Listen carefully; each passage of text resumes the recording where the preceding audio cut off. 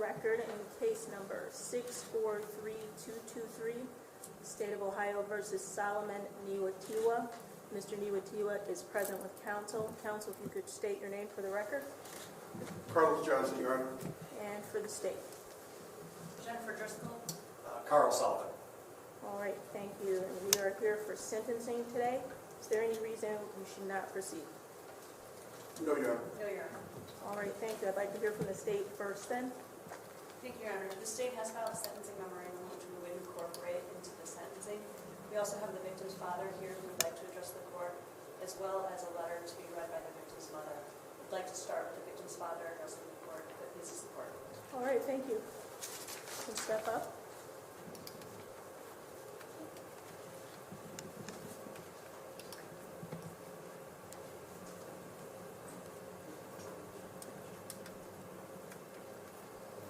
Sir, you can step right up to the podium right here, and if you could state your name for the record, right here.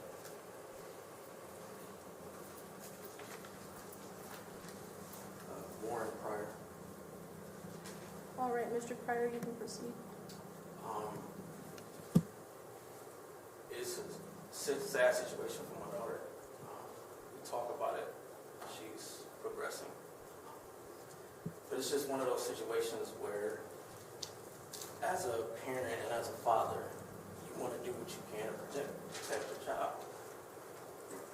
And that particular day, I feel like I failed. Even though she told me that I didn't, because she knows what she was supposed to do, and she did everything that she was supposed to do.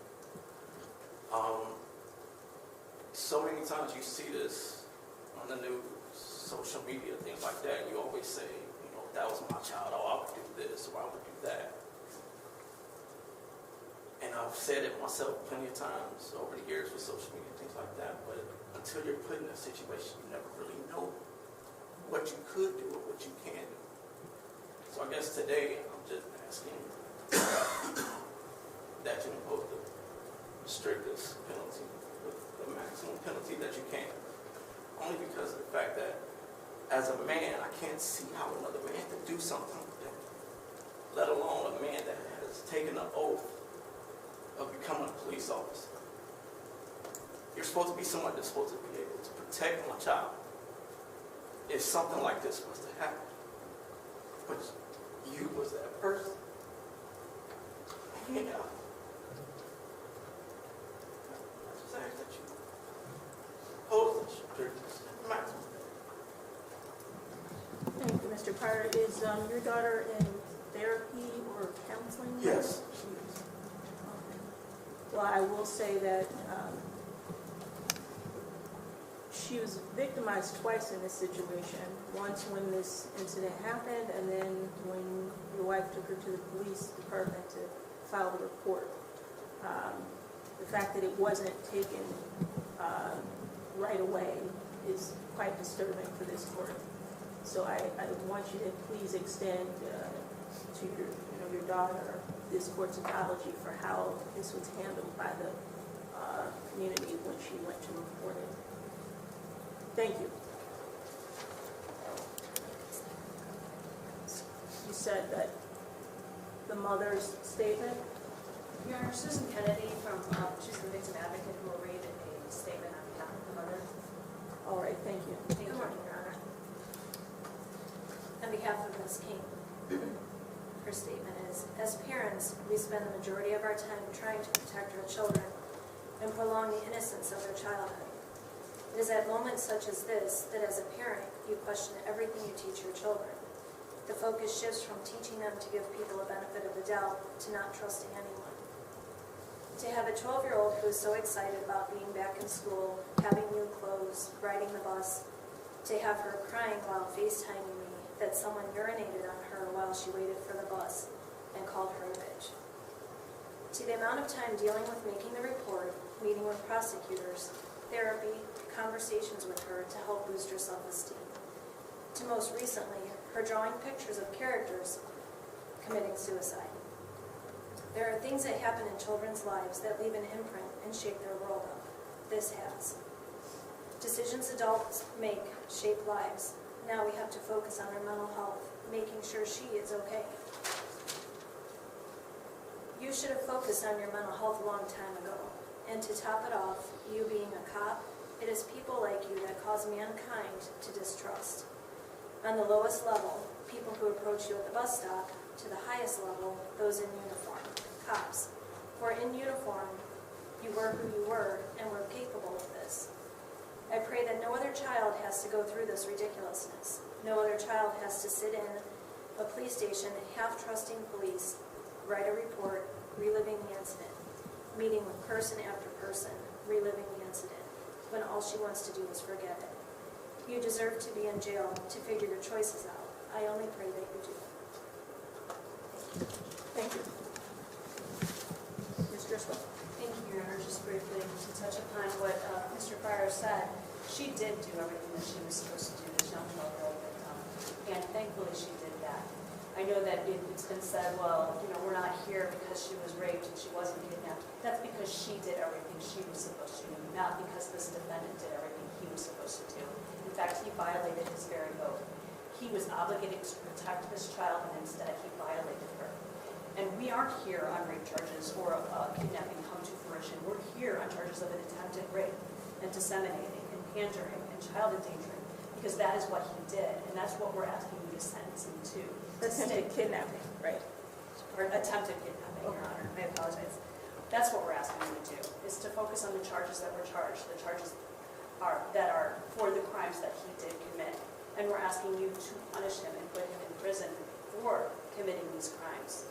And we do believe that these are more serious, and we laid out the seriousness factors. When you take a 12-year-old victim and you think about what she's been through, what she went through that day, she's a very strong girl, but you heard she's drawing pictures of suicide. And she's in therapy, and she's got to deal with this, and she's got to figure out who to trust. And as this honorable court pointed out, it was a police officer who tried to get her into his car, who urinated on her, and who called her a bitch at her bus stop at 7 o'clock in the morning. And it was a police officer or police department that didn't take that report seriously right away.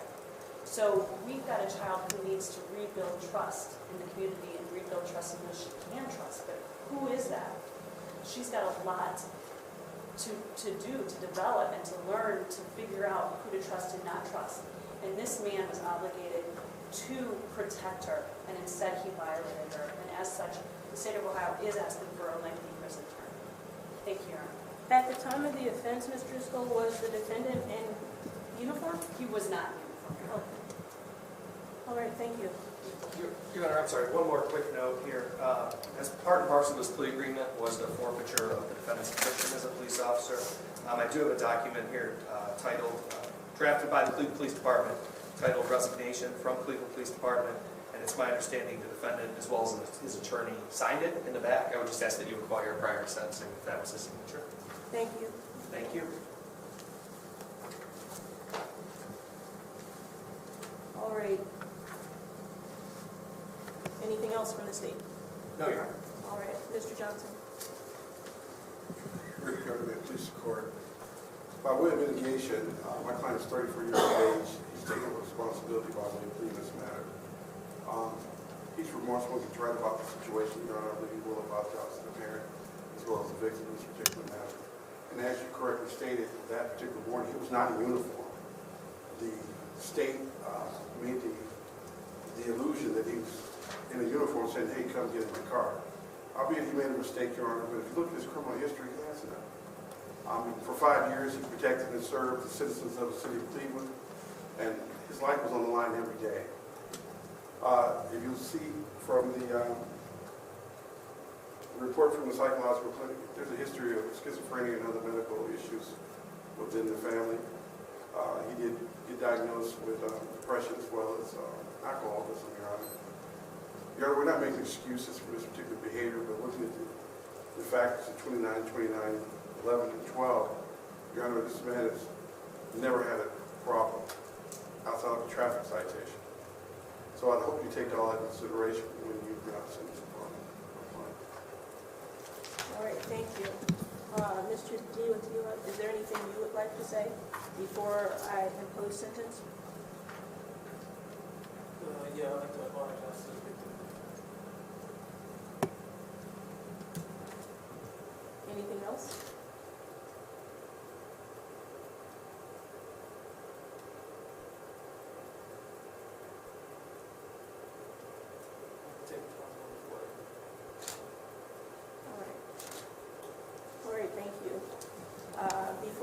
closing sentence, I do want to note for the record that I did consider the entire record. I also considered the sentencing memorandum provided by the state.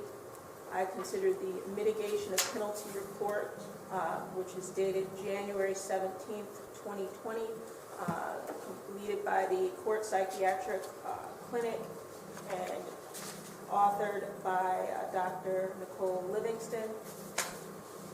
I did consider the pre-sentence investigation report. I understand that were there any corrections or errors that need to be noted? No, Your Honor. No, Your Honor. All right. So I did consider the pre-sentence investigation report in its entirety. I've also considered the victim impact statement as provided through the victim advocate's office as well as from the victim's father. And any other information contained in the file. As part of the plea agreement, Mr. Nhiwatiwa, you did agree to forfeit your commission, and I do have a letter of resignation authored by the Division of Police, Cleveland, Ohio, dated today, January 21st, 2020, where you are submitting your resignation from the Cleveland Police Department. It is signed by you. Is this your signature on this document? All right. And it's signed by a witness, so I will incorporate the resignation and forfeiture of your commission into the record. You also, as a term of your plea agreement, are going to be classified as a Tier 1 sex offender. I will explain your duties to register as a sex offender, and if you have any questions, I'll need you to let me know that, all right? You've pled guilty and been convicted to a sexually oriented offense and a child victim offense as defined in Revised Code Section 2950.01. And you are a Tier 1, you'll be categorized as a Tier 1 sex offender. You're required to register in person with the sheriff of the county in which you establish residency within 3 days of coming into that county, or if temporarily domiciled for more than 3 days. You are also required to register in person with the sheriff of the county in which you establish a place of education immediately upon coming into that county. If you establish a place of education in another state but maintain a residence or temporary domicile here, you are also required to register in person with the sheriff or other appropriate official in that other state immediately upon coming into that state. You are also required to register in person with the sheriff of the county in which you establish a place of employment if you have been employed for more than 3 days or for an aggregate of 14 days in a calendar year. If you establish a place of employment in another state but maintain a residence or temporary domicile here, you are also required to register in person with the sheriff or other appropriate official in that other state if you've been employed for more than 3 days or for an aggregate of 14 days in a calendar year. Employment also includes volunteer services. Do you understand that? You're required to provide to the sheriff temporary lodging information, including address and length of stay, if your absence will be for 7 days or more. Do you understand that? After the date of initial registration, you're required to periodically verify your residence address, place of employment, place of education, in person, at the county sheriff's office, no earlier than 10 days prior to your verification date. Do you understand that? Yes. The registration period is for 15 years with in-person verification annually. Do you understand that? If you change residence address, place of employment,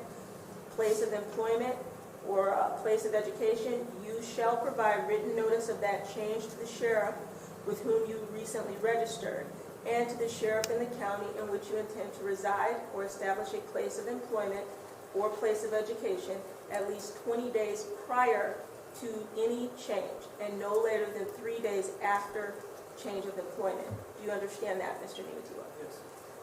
If the residence address change is not to a fixed address, you shall include a detailed description of the place or places you intend to stay, and no later than the end of the first business immediately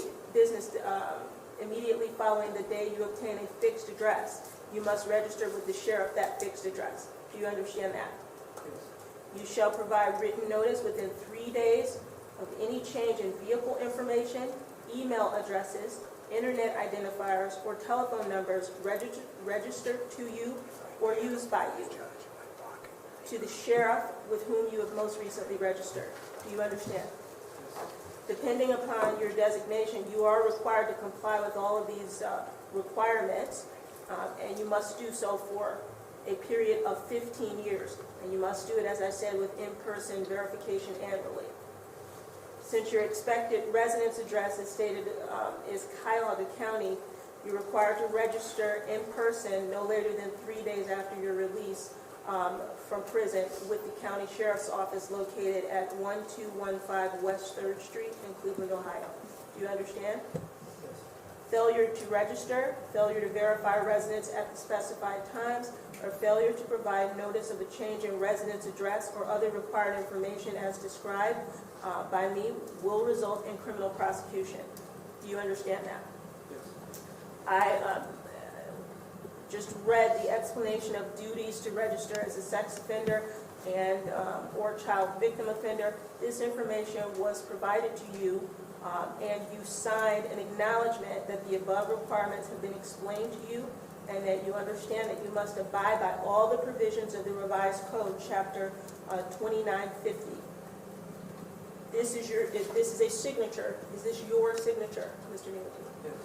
All right, so the record will reflect that you did sign the explanation of duties to register and acknowledge your understanding of the requirements. All right.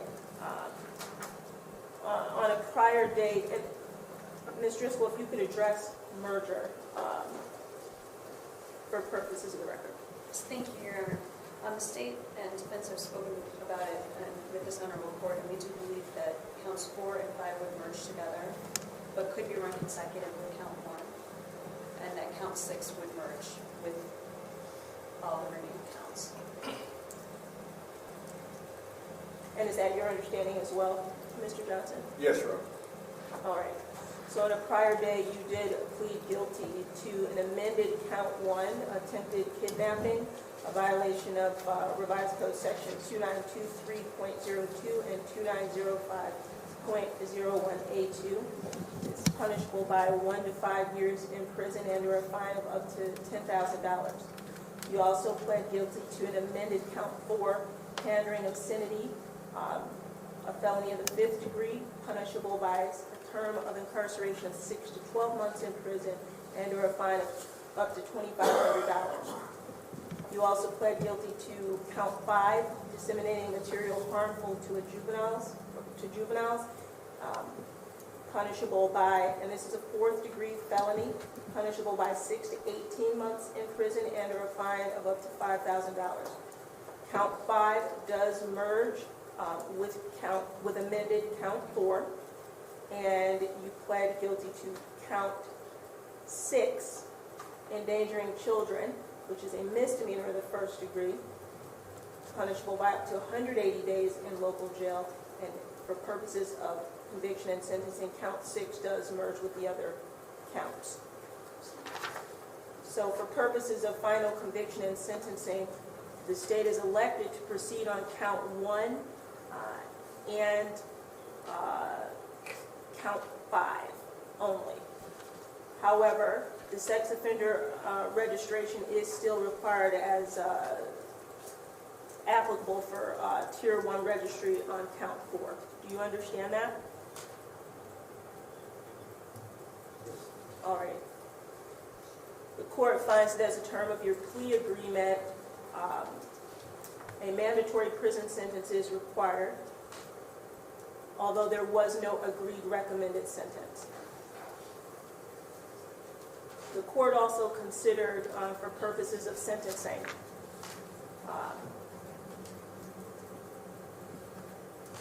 the seriousness and recidivism factors relevant to the offense and the offender pursuant to revised code section 2929.12.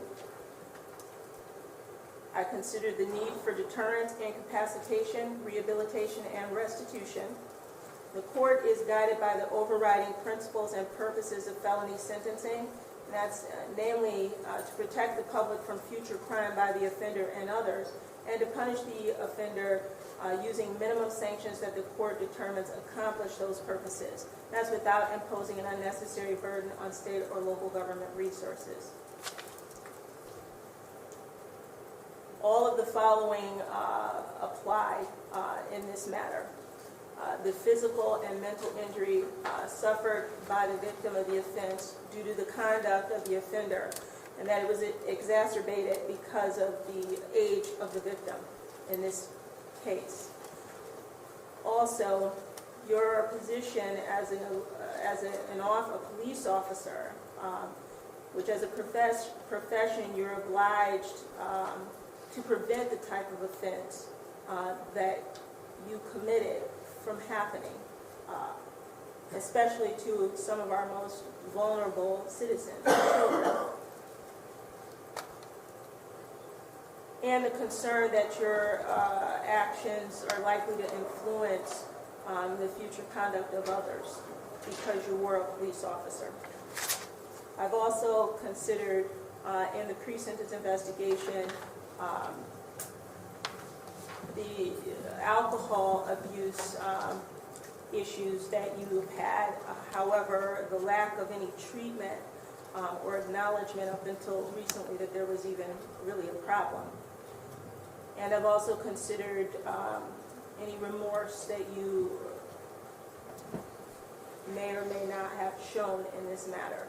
And the court is not convinced of your remorse.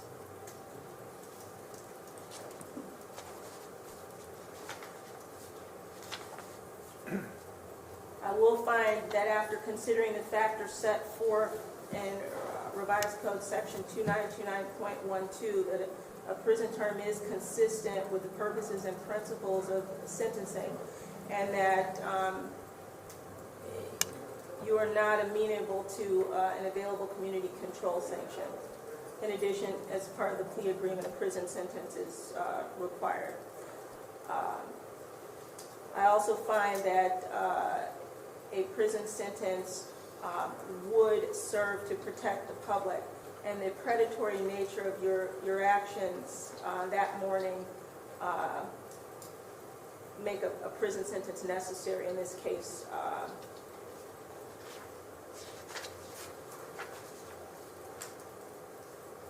All right, I'm hereby ordering that you are to serve a stated prison term of 36 months on the amended count 1 at Lorraine Correctional Institution, and an 18-month term of prison at Lorraine Correctional Institution on count 5. The prison term imposed on count 1 and count 5 are to be served consecutively. The fact that you attempted to get this child into your car, left, and then came back and performed one of the most humiliating acts against a child. These offenses were committed as part of a conduct that was so unusual that a single prison term for any of these offenses would not adequately reflect the seriousness of your conduct. So I am going to order that these sentences be served consecutively. And this is pursuant to revised code section 2929.14C4. I find that the consecutive sentence is necessary to protect the public from future crime or to punish the offender, and that the consecutive sentences are not disproportionate to the seriousness of your conduct or the danger that you pose to the public. As part part of your sentence, I have advised you that upon completion of your prison term, that you are subject to a term of post-release control, and this is mandatory, and it's for a period of 5 years. Do you understand that, Mr. Nhiwatiwa? Yes. The adult parole authority will administer post-release control pursuant to the statute governing post-release control, and any violation by you of the conditions of post-release control will subject you to consequences set forth and as authorized by law. You may be returned to prison for a maximum period of 9 months for each violation, or half of your stated prison term, whichever is greater as a maximum. Do you understand that? As a term of post-release control, you are required to comply with all drug and alcohol treatment and monitoring. You are prohibited from using or ingesting or being injected with any illicit substances. If while on post-release control you're convicted of a felony, the court could impose an additional period of prison of 1 year or whatever time remains on your post-release control, and that's consecutively. Do you understand that? Yes.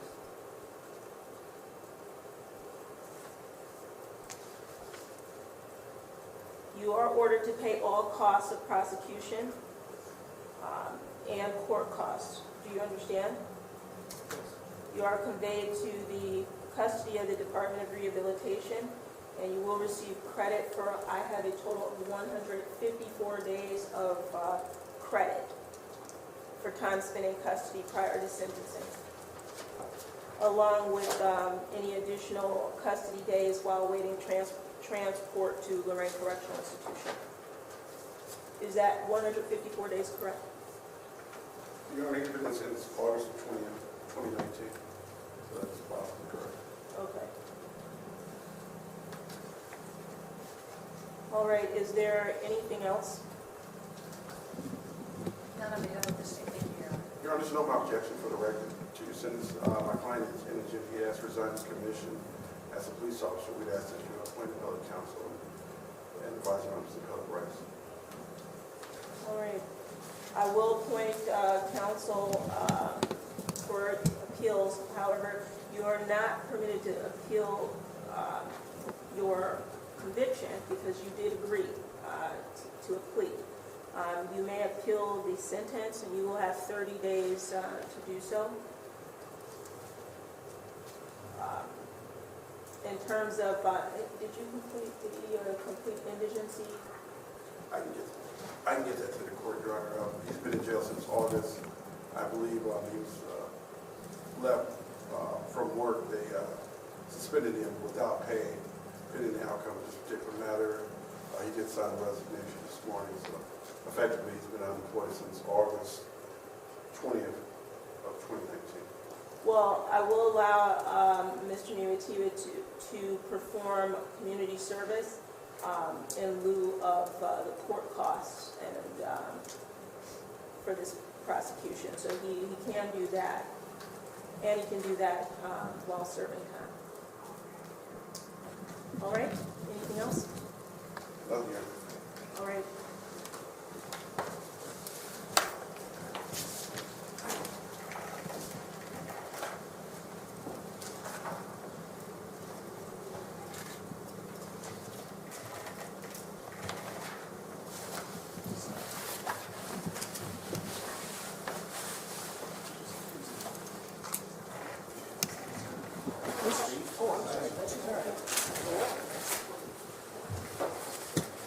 That feels like a lot of cameras for not much time. That was a lot less eventful.